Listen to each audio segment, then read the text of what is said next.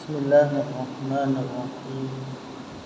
Alhamdulillahi rabbil alamin wassalatu wassalamu ala asyrafil anbiya'i wal mursalin wa ala alihi wa sahbihi ajma'in. Amma ba'd. Yang dihormati Tuan Pengurusi Majlis Bilal Ustaz Najmi, yang dihormati Imam Bilal dan ahli jawatan kuasa masjid dan seluruh ahli jemaah masjid muslimin dan muslimat yang dirahmati oleh Allah sekalian. Pada malam ini marilah sama-sama kita menghayati satu tajuk berkenaan Al-Imam Ibn Hajar Al-Haytami menyebut di dalam kitab Az-Zawajir an Iqtirafil Kaba'ir, antara dosa yang sangat besar ialah tak bertaubat kepada Allah Subhanahu wa taala di atas dosa yang dia lakukan.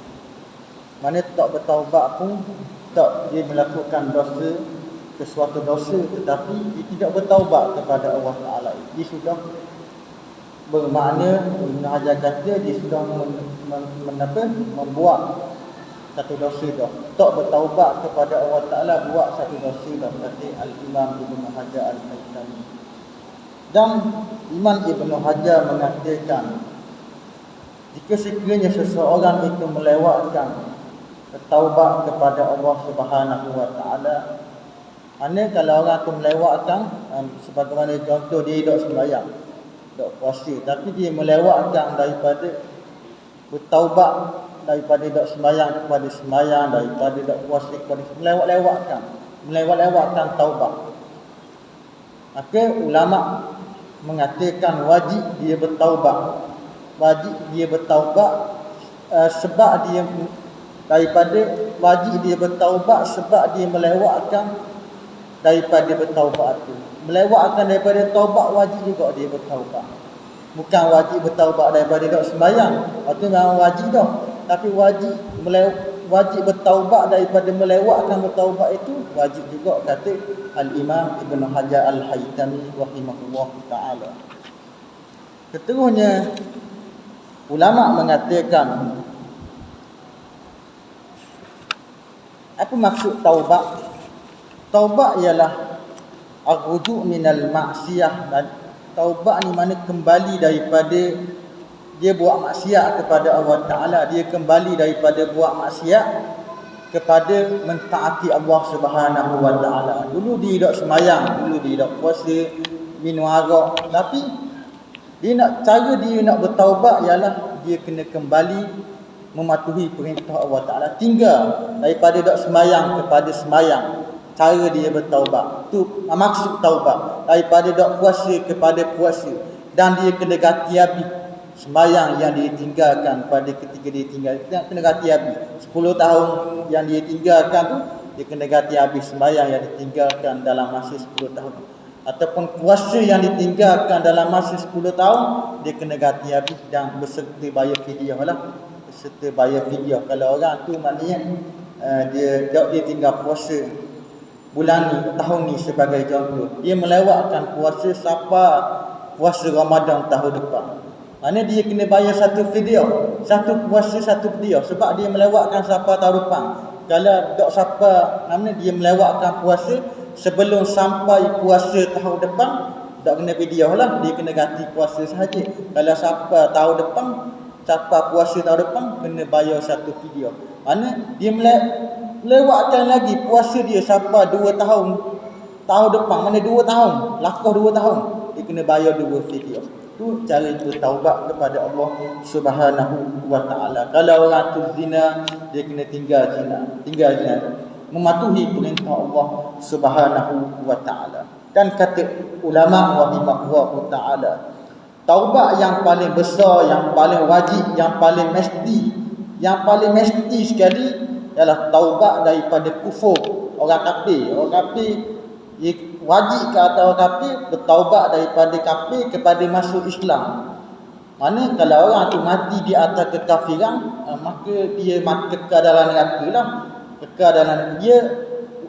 Nabi SAW mengatakan, innamal a'malu bil khawatim, sesungguhnya sekali amalan tu dikira berdasarkan dikira masa nak mati, penutup berdasarkan bil khawatim, dengan penutup itulah berdasarkan saat dia nak mati tu, berdasarkan saat dia nak mati. Kalau dia mati di atas Islam, kalau dia kafir 20 tahun, 30 tahun, seminggu lagi dia nak meninggal dunia, kemudian dia masuk Islam, dalam masa seminggu tu dia masuk Islam dan dia mati di atas Islam, dan dia mati di atas Islam, maka dia masuk syurga. Kalau dia tidak melakukan dosa yang besar, dia tidak buat dosa, dia tidak semayang, manis semayang seorang, tidak melakukan dosa yang besar, maka orang kafir yang baru masuk Islam ni macam bayi yang baru dilahirkan, macam bayi yang baru dilahirkan. Seperti kata Nabi, kata Allah Subhanahu wa taala, katakanlah wahai Muhammad sallallahu alaihi wasallam, lillazina kafaru, katakanlah kepada orang kafir, yang tahu jika mereka berhenti daripada kufur kepada masuk Islam, maka Allah Taala mengatakan yughfar lahum ma qad salaf, diampunkan kepada mereka dosa-dosa yang telah lepas. Dosa dia minum arak, dosa dia judi, dosa dia main tina, diampunkan berlaku dosa-dosa yang telah lepas. Maksudnya dia ni macam bayi yang baru dilahirkan. Kalau dia mati, masa terus masuk syurga lah. Tak, beruntunglah kepada orang kafir yang dekat-dekat nak mati baru masuk Islam, mati di atas agama Islam, dan dia mati dalam keadaan fitrah tanpa melakukan dosa kepada Allah Subhanahu wa taala. Dan di antara taubat, syarat-syarat taubat ni ada syarat dia, bukan tak ada syarat. Kata Al-Imam Al-Utsaimin, syarat yang pertama ialah syarat taubat ialah ikhlas kerana Allah Subhanahu wa taala. Mestilah bila dia bertaubat, bukan taubat ni kerana nak tunjuk ke orang, kerana nak riak, nak tunjuk kepada manusia bahawa dia ni sudah bertaubat kepada Allah Taala. Mestilah taubat dia niat dalam hati, qasad dalam hati bahawa taubat dia ikhlas kerana Allah Taala. Aku bertaubat, aku sembahyang, aku puasa ni lillahi ta'ala, kerana Allah Subhanahu wa ta'ala, bukan kerana nak tunjuk-tunjuk kepada orang, nak riak kepada orang, bukan itu. Kalau taubat yang sebegitu, taubat kerana nak tunjuk orang, maka taubatnya tidak diterima oleh Allah Subhanahu wa ta'ala.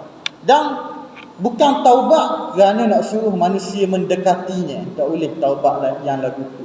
Mesti taubat ikhlas. Dan bukan taubat, kata ulama, orang suruh pemerintah, sebagaimana contoh pemerintah takak dia sebab dia tak sembahyang, sebab dia tak puasa, pemerintah paksa dia suruh bertaubat, suruh sembahyang, suruh puasa, lalu dia bertaubatlah kepada Allah kerana pemerintah suruh. Kalau pemerintah khabar, kalau kamu tak bertaubat kepada Allah Ta'ala, aku katuk kamu, aku pukul kamu, aku penjara kamu, lalu dia bertaubat kerana pemerintah suruh, kerana takut pemerintah pukul dia, maka taubatnya tidak diterima oleh Allah Subhanahu wa taala. Mesti ikhlas. Yang pertama sekali mesti ikhlas kerana Allah Subhanahu wa taala. Seterusnya kata ulama, di antara syarat-syarat taubat ialah Al-Imam Ibn Hajar Al-Haytami menyesal. Imam Ibn Hajar kata menyesal atas dosa-dosa yang telah lepas. Kalau mana menyesal, malu kepada Allah Ta'ala, kerana dia buat dosa banyak kepada Allah Subhanahu wa Ta'ala.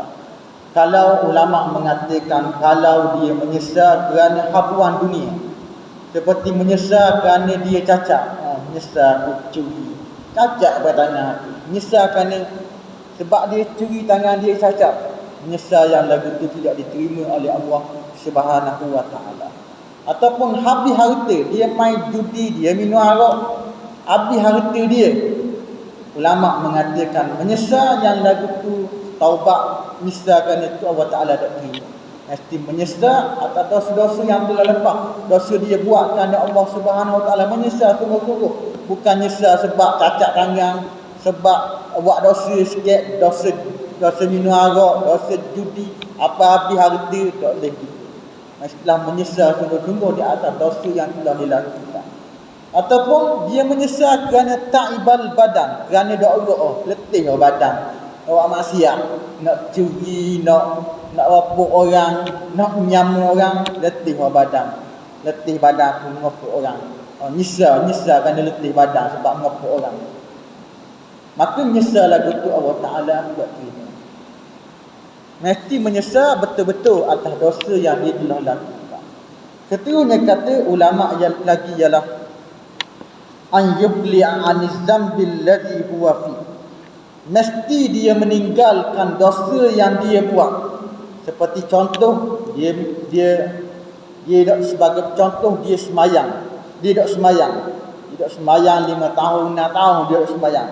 Dia kena tinggal dosa daripada dia tak semayang kepada semayang. Tak boleh. Kalau dia tak tinggal tidak mengikut syarat-syarat, tidak mencukupi syarat-syarat taubatlah. Dia kena tinggal daripada tak semayang kepada semayang, daripada tak puasa kepada puasa, daripada zina kepada tak zina.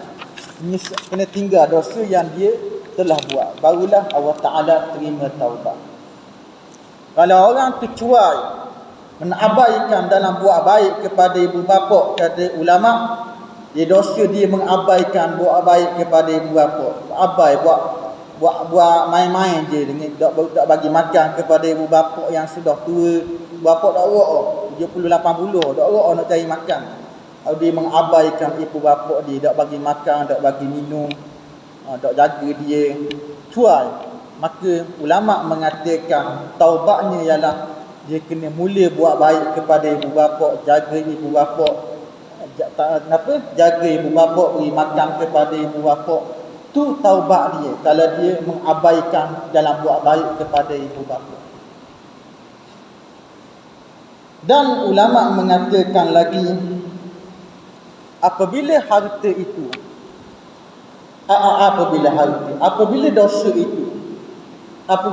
itu bersangkut paut dengan harta benda orang. Mana dia curi barang orang lah. Dia curi barang orang, dia curi motosikal orang sebagai contoh. Maka wajib ke atasnya memulangkan balik kepada tuan yang dia curi itu. Tak boleh dia taubat lagu tu. Tak boleh bertaubat kepada Allah Ta'ala. Taubat kepada Allah Ta'ala, kemudian barang yang dia curi barang orang, dia tak kembalikan balik, tidak pulangkan balik. Tak boleh lagu tu. Taubat kepada Allah Ta'ala dan pulangkan balik motosikal, kereta yang dicuri kepada tuan dia. Kalau motosikal dia jual, dah tahu mana jual ke orang tau. Dia kena bayar harga motosikal, harga kereta tu kepada tuan dia. Kalau nak bayar, kena minta halal lah.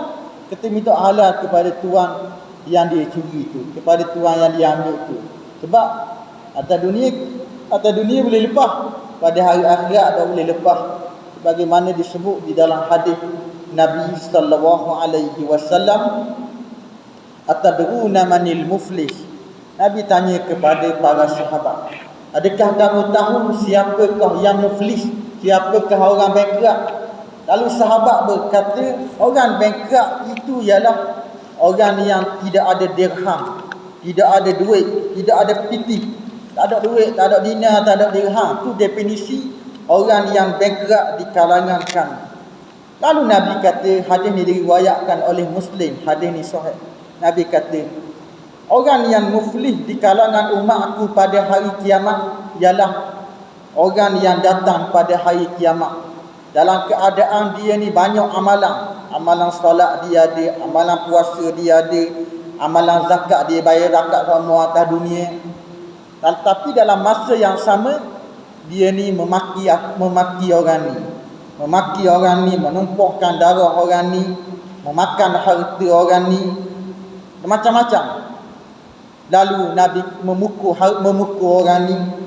Lalu Nabi kata diberikan amalan yang dia buat di atas dunia, amalan solat. Banyak dia buat amalan solat. 20 tahun, 30 tahun amalan solat, tapi pada hari akhirat kelak sia-sia. Sebab atas dunia wahai ngata kau orang, wahai ngepak kau orang. Nak ngepak, nak ngata kau orang, nak membetulkan orang boleh, tetapi kena membetulkan depan tuan dia baru boleh. Jangan ngepak depan orang. Nak betul dia dak anda sembahyang, dak betul sembahyang, mesti kena betul depan dia. Jangan dak betul depan orang. Itu dilarang. Mana Al-Imam Ibn Hajar Al-Haytami kata tak boleh gitu. Kalau nak ngepak, nak betul orang, kena betul depan dia. Betul depan tuan dia. Atau betul depan orang yang dia takut. Betul. Kabur ke orang ni. Kabur ke orang yang, kabur ke orang tu. Kabur ke orang tu suruh betul sembahyang, suruh betul. Kalau ada orang masalah, kabur gitu. Kabur, beritahu gitu. Tak boleh ngepak barang-barang itu orang. Kata Al-Imam Ibn Hajar Al-Haytami. Dan orang ni kata Nabi diberikan amalan solat dia kepada orang yang diumpat, kepada orang yang dicuri, kepada orang yang dikata orang beri. Lalu diberi belaka. Diberi, kemudian habis. Segala amalannya habis. Amalan yang dia buat di atas dunia tu habis dah. Amalan solat, amalan zakat habis dah. Bankrupt pada hari kiamat kelak. Kemudian dosa dia dengan orang tu tak habis lagi. Dosa dia ngepak orang, dosa dia kata ada lagi dosa dia dengan orang tu. Nak bayar dengan apa? Amalan dia habis dah. Lalu Nabi kata diambil dosa orang yang dia buat zalim. Dosa orang yang dia kata orang, dosa orang yang orang yang dia kata orang tu, ambil dosa tu muat atas dia, muat atas orang yang menzaliminya di atas dunia. Lalu orang tu pikul dosa, kemudian Nabi kata orang tu dihumban ke dalam api neraka Jahannam disebabkan ada masalah dengan orang. Tidak saya teki lagi dengan orang. Kalau dengan Allah Ta'ala kita boleh minta ampun dengan Allah Ta'ala. Tapi kalau dengan manusia, lagi kita dah minta maaf dengan manusia, lagi telah lekat sampai hari kiamat. Dan ulama mengatakan lagi, apabila masalah itu, apabila dosa itu yang bersangkut paut dengan ngopak, nak bawa dengan wahai kerja dia, wahai ngopak orang, wahai mengatakan orang, maka wajib ke atas seseorang itu meninggalkan dosa mengumpat. Tinggal dosa mengumpat. Dia daripada dia mengumpat orang kepada tak mengumpat orang, slow-slow tak mengumpat orang. Tak mengumpat orang dan bercakap dan berhenti bercakap tentang maruah orang. Adapun ulama mengatakan orang yang berkata, adapun orang yang berkata bahawa dia kata di mulut, di bibir sahaja, bahawa dia ni bertaubat kepada Allah Subhanahu wa Ta'ala. Dia kata dia bertaubat kepada Allah Ta'ala, tetapi dalam masa yang sama dia terus meneru buat dosa kepada Allah Ta'ala. Terus buat dosa, terus dak sembahyang, terus dak puasa, terus ngopak orang, terus celing orang. Dia kata dia sudah bertaubat kepada Allah Ta'ala.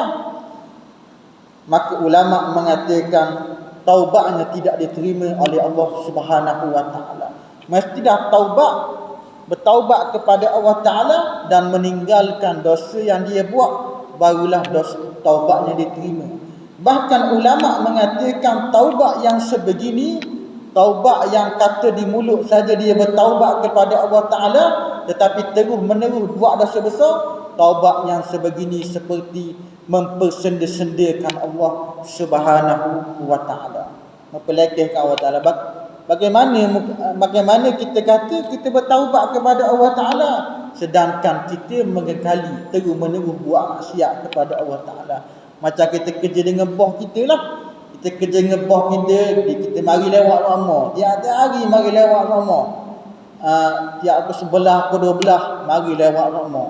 12. Lepas tu kita minta bos marah kita. Kita pun minta maaf lah dengan bos.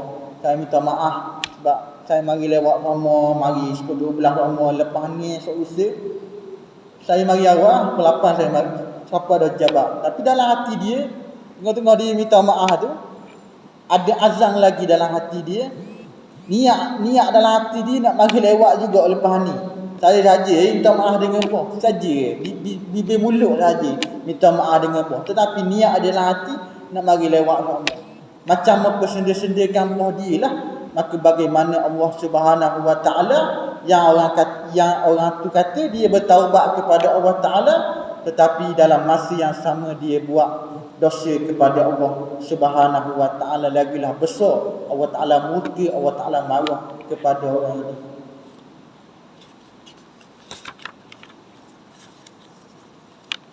Dan ulama mengatakan lagi, tidak sepatutnya kita membicarakan, kita bercakap kepada manusia dengan dosa yang kita buat. Mana selepas kita bertaubat kepada Allah Ta'ala, tak sepatut kita cakap dosa kita kepada manusia, dosa kita tak sembahyang kepada manusia, cerita kita kepada orang, cerita kita kepada kawan kita, ketetang kita tak sembahyang malam tak sepatut. Tak boleh, kata ulama. Kena sembunyikan dosa kita kepada orang lain. Malaikat dengan ulama kan tujuan nak khabar kepada ulama, tujuan nak tanya hukum. Nak tanya hukum, apa hukum macam ni aku buat gini-gini tu boleh lah. Nak khabar suka-suka dosa dia kepada orang, tidak boleh. Nabi SAW mengatakan, kullu ummatin mu'afa illa al-mujahid. Setiap umat aku dimaafkan, malaikat orang yang menyebor-nyeborkan dosa dia kepada orang. Tak boleh kita nyebor dosa dia kepada orang. Bahkan orang yang bermegah-megah dengan dosa dia, kata Al-Imam Ibn Hajar Al-Haytami, bermegah-megah dosa, bangga dia buat dosa kepada Allah Ta'ala. Hala kita mengumpat kepada dia. Sebab dia, sebagai contoh, dia minum arak depan orang, minum arak, buat dosa depan orang, minum arak, bermegah-megah dengan dia minum arak, zina depan orang lah. Maka orang ni halal kita ngumpat. Tak apa kita ngumpat, tak dosa kita ngumpat kepada dia, sebab dia terus terang-terang buat dosa depan orang. Tak apa kita ngumpat. Seterusnya kata ulama lagi, ni kita cerita dah dosa kita dengan Allah Ta'ala, kita kena susuk, kita kena sembunyi, tak payah khabar orang. Kalau dosa kita kena manusia, kena khabar lah. Dosa kita dengan orang ni, dosa kita dengan orang tu, kita kena pergi minta maaf dengan orang tu, kena pergi minta maaf dengan orang tu. Kalau tak minta maaf, lagi tidak lepas dunia dan akhirat. Dunia lepas, akhirat tak lepas kalau lagi tidak minta maaf dengan makhluk. Seterusnya dalam masalah mengumpat. Masalah mengumpat, yakni dalam masalah mengumpat ada perselisihan di kalangan ulama. Kalau orang tu ngumpat sebagai contoh Muhammad dia ngumpat berkaitan dengan Ali sebagai contoh. Muhammad dia ngumpat tentang Ali kepada 5 orang dalam majlis tu. Dalam majlis tu ada 5 orang. Dia ngumpat kepada Muhammad ginilah, tak semayang, tak puasa, cerita tentang Muhammad. Dan Muhammad tak ada dalam majlis tu. Bagaimana hukum dia? Kata sebahagian ulama mengatakan kena pergi. Bagi ulama kata kena pergi kepada dia, minta maaf dengan dia. Wajib kena minta maaf dengan orang tu, minta maaf dengan dia cakap aku ngumpat tentang hamu ni tentang hamu ni khabar kepada Ali, dan moga-moga memaafkan aku lah, aku salah, moga-moga maafkan aku. Dan kata sebahagian ulama kata tak apa kita tak pergi kepada dia, sebab dia tak ada dalam majlis tu.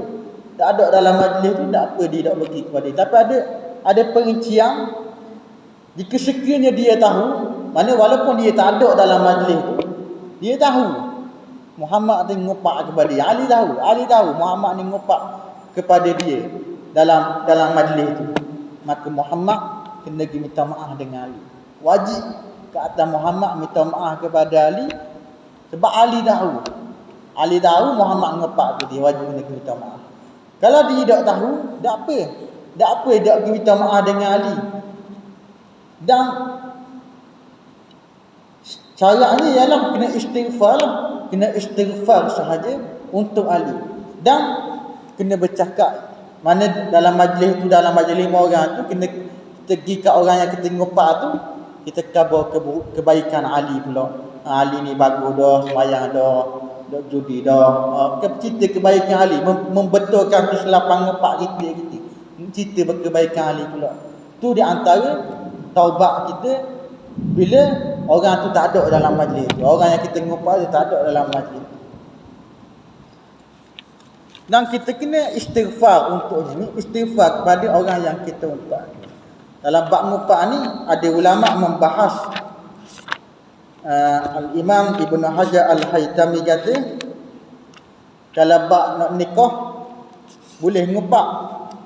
Kalau sebagaimana contoh Zainab dia nak cari nak ada Ali, ada Muhammad nak masuk pinang Zainab sebagai contoh.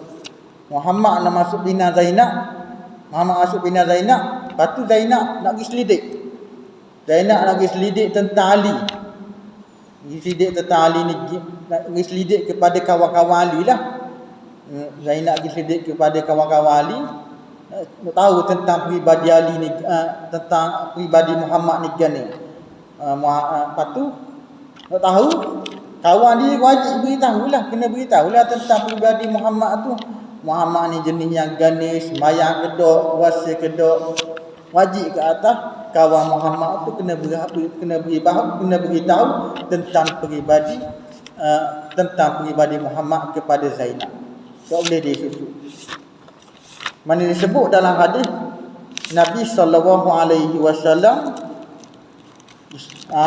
Fatimah binti Qais radhiyallahu anha, ada hadis ataitun nabiyya, Fatimah kata aku datang kepada Nabi sallallahu alaihi wasallam, lalu aku bertanya, ya Rasulullah. Dia ditanya kepada Nabi tentang hal orang, tentang hal lelaki lah, sebab ada orang pinang Fatimah ni. Lalu Fatimah ditanya Nabi. Lalu dia tanya, Fatimah tanya kepada Nabi, inna Aba Jahal, sesungguhnya Abu Jahal dan Muawiyah ni telah meminang aku. Faqala, lalu Nabi sallallahu alaihi wasallam bersabda, Nabi kata, amma Muawiyah, adapun Muawiyah ni tak ada pitih, miskin. Kalau nak kahwin lah. Itulah maksud Nabi sallallahu alaihi wasallam. Muawiyah ni tak ada pitih. Kemudian Abu Jahal ni seorang yang wahai pukul orang puang, pemukul perempuan, pemukul wanita, Nabi kata.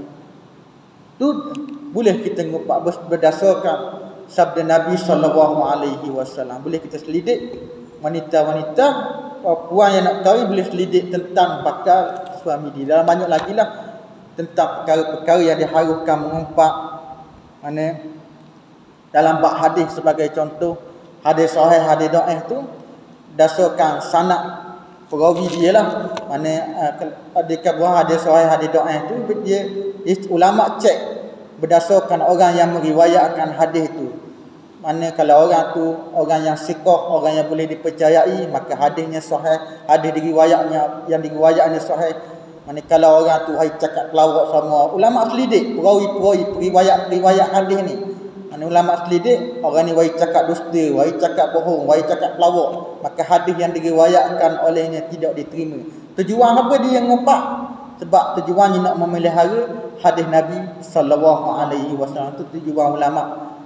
Hadis ulama dalam mengkritik, mana ulama dalam mengkritik perawi dan menadili perawi. Mana menadili ni kata baik, puji kepada perawi-perawi hadis, dan mengkritik perawi hadis, perawi-perawi yang dari sudut ingatan lemah. Kalau hadis yang diriwayatkannya tu, hadis yang diriwayatkan oleh orang tu riwayat hadis lemah ingatan, buruk hafalan, maka hadis yang diriwayatkan oleh orang tu lemah disebabkan dia ni kurang ingatan dia, lemah ingatan dia, maka hadis ni jadi dhaif. Jadi tu ada hadis sahih, ada dhaif, ada maudhu'. Ada maudhu' tu orang cakap pelawak nama, mendustakan atas nama Nabi sallallahu alaihi wasallam. Nabi tak kata, dia kata Nabi kata.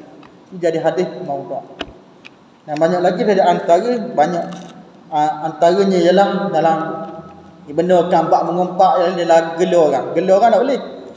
Gelar dengan perkara-perkara yang dibenci ialah Al-Quran mengatakan wala tanabadu bil alqab bi'sal ismul fusuq ba'dal iman. Dan jangan kamu bergelar-gelar dengan gelaran-gelaran yang buruk. seburuk-buruk nama fasik selepas beriman. Al-Imam Al-Qurtubi mentafsirkan ayat ini. Imam Qurtubi kata, sesiapa yang menggelo-gelokan saudaranya dan menghina saudaranya, maka orang tu jadi fasik. Jadi fasik, buat dosa besar. Mana dalam bab gelo ni ulama kata, kalau kita pergi kampung orang, sebagai contoh dalam kampung tu kita nak cari Muhammad. Muhammad tu banyak Muhammad dalam kampung tu, kita nak cari Muhammad kacau. Dia ni ketuk kaki ya. Ketuk kaki dia terkenal dalam kampung ni Muhammad kacau. Tu kita kabur Muhammad, dah awal dah kenal Muhammad. Tu kita kaburlah. Tujuan nak memperkenalkan sahaja. Muhammad kacau ada kat mana rumah dia? Kat mana rumah dia? Dibolehkan kata ulama rahimahullahu taala, tujuan nak memperkenalkan sahaja, bukan nak menghina orang itu. Itu dibolehkan ulama kata.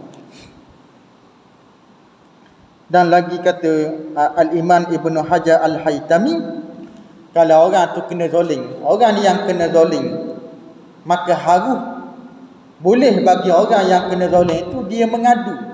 Dia mengadu kepada orang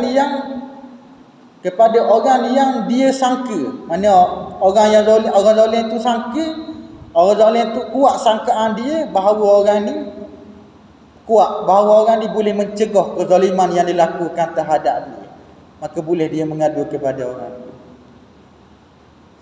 Ataupun dalam kampung tu kita tengok orang minum arak, dia ragu kepada kita nak tegur, takut dia kata kita sebagai contoh, mamak ni minum arak sama, tokok arak sama. Kita nak tegur kan, takut dia kata kita, takut dia pukul kita. Lalu dalam kampung tu ada nama Hamzah sebagai contoh. Hamzah ni mamak ni takut kepada Hamzah. Lalu kita pergi minta tolong dengan Hamzah. Kita khabar kepada Hamzah tolong besarlah, tolong nasihat agak kepada mamak tu, mamak suruh berubah daripada minum arak kepada tak minum arak.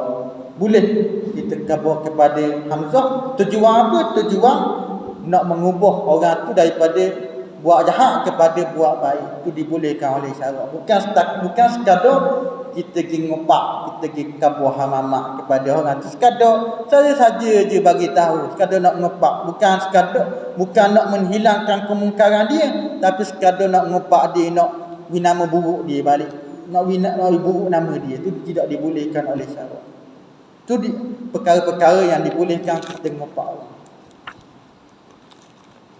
Dan seterusnya kata al-imam, kata ulama lagi, di antara syarat-syarat taubat ialah mesti berazam untuk tidak mengulangi dosa-dosa yang telah lepas.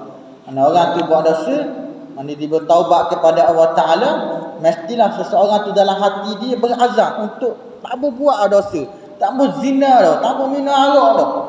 Maka kalau dia bertaubat kepada Allah Ta'ala, doa kepada Allah Ta'ala, tetapi dalam hati dia niat dah, lepas ni aku nak minum arak lagi ni, aku nak main judi lagi ni, maka taubatnya tidak diterima oleh Allah Subhanahu wa Ta'ala. Allah Ta'ala tak terima. Mesti keazaman dia kena tidak mengulangi dosa yang telah lepas. Seterusnya kata ulama rahimahullahu ta'ala, antara syarat-syarat taubat yang terakhir ialah mestilah pada masa yang diterima taubat. Ada masa yang tak diterima taubat. Ulama mengatakan jika sekiranya dia bertaubat pada masa yang tidak diterima taubat, tidak memberi manfaat dan tidak memberi guna taubatnya. Antara masa yang tidak diterima taubat ialah bertaubat ketika nyawa nak sampai ke halqah. Bila nyawa nak sampai ke halqah, makna dia nampak dah. Mana nampak dah. Hala tuju dia nak ke mana lepas ni. Nak ke neraka ke, nak ke syurga ke, masa tu dia bertaubat kepada Allah Subhanahu wa Ta'ala. Maka taubatnya tidak diterima oleh Allah Subhanahu wa Ta'ala. Allah Ta'ala kata di dalam Al-Quran, وَلَيْسَتِ التَّوْبَةُ لِلَّذِينَ يَعْمَلُونَ السَّيِّئَاتِ حَتَّى إِذَا حَضَرَ أَحَدَهُمُ الْمَوْتُ قَالَ إِنِّي تُبْتُ الْآنَ. Tidak ada gunanya taubat itu kepada orang-orang yang selalu melakukan kejahatan, sehinggalah mana tidak ada taubat, sehinggalah apabila salah seorang daripada mereka hampir mati, berkatalah ia sesungguhnya aku bertaubat. Maka Allah Ta'ala kata tak berguna taubat. Orang yang buat maksiat kepada Allah Ta'ala, banyak buat maksiat kepada Allah Ta'ala, tapi dekat-dekat nak mati dah, nyawa nak sampai ke halqah dah, baru kata aku bertaubat kepada Allah Subhanahu Wa Ta'ala, aku minta maaf, minta ampun atas dosa-dosa yang telah lepas. Maka Allah Ta'ala tak terima dah dosa dia. Tak terima dah dosa. Tak boleh. Mana dosanya tidak ada taubat bagi mereka, kata Allah Subhanahu Wa Ta'ala. Seterusnya di antara syarat masa yang tidak diterima taubat yang kedua ialah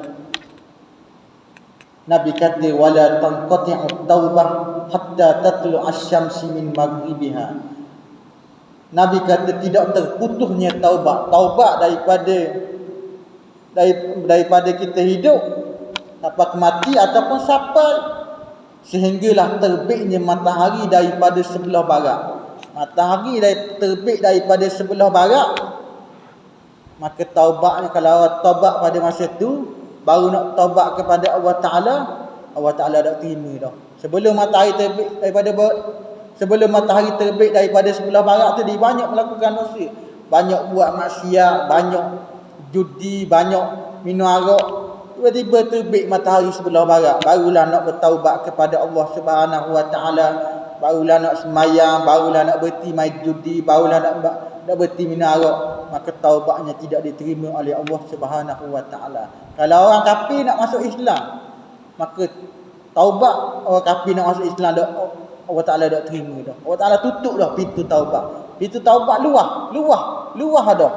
Masa terbit matahari baru nak taubat kepada Allah Ta'ala. Orang kafir nak masuk Islam pun Allah Ta'ala tak terima, mati dah dalam keadaan kekafiran.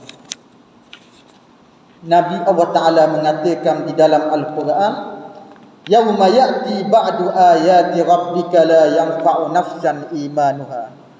Allah Ta'ala mengatakan pada hari datang sebahagian tanda-tanda Tuhan. Yang dimaksudkan sebahagian tanda-tanda Tuhan ialah terbitnya matahari daripada sebelah barat. Itu dimaksudkan sebahagian tanda Tuhan. Allah Ta'ala kata la yanfa'u imanuha, tidak berfaedah, tidak memberi manfaat iman seseorang yang tidak beriman sebelum itu. Maknanya orang yang beriman, orang yang nak masuk Islam, masa matahari terbit, Allah Ta'ala tak terima dah. Allah Ta'ala terima dah, tak beri manfaat dah kepada masa itu. Yang seterusnya Allah Ta'ala kata, ataupun orang yang tidak berusaha mengerjakan kebaikan mengenai imannya. Sebelum ni banyak dosa, masa matahari terbit barulah nak buat kebaikan, nak buat amalan yang baik, maka taubatnya tidak diterima oleh Allah Subhanahu Wa Ta'ala. Sebagai penutup, ulama mengatakan izan fala budda an takuna taubah, mestilah taubat itu pada waktu yang diterima padanya taubat. Mestilah pada waktu yang diterima padanya taubat. Kalau waktu Allah Ta'ala tak terima, taubatnya tidak diterima oleh Allah Subhanahu Wa Ta'ala. Fa illam takun kadzalik, maka jika tidak begitu, jika dia bertaubat pada masa selepas matahari terbit ataupun dekat-dekat nak mati dah, nyawa nak sampai ke halqah dah baru bertaubat, maka ulama mengatakan fala taubatul lil insan, maka tidak ada taubat bagi manusia. Tak ada taubat, tak ada harapan Allah Ta'ala nak mengampunkan dosa kepada dia. Saya rasa cukuplah sekadar pada malam ini. Saya minta maaf banyak-banyaklah kalau ada salah kata ke, salah huruf ke, minta maaf banyak-banyak. Wa akhiru da'wana anil hamdulillahi rabbil alamin.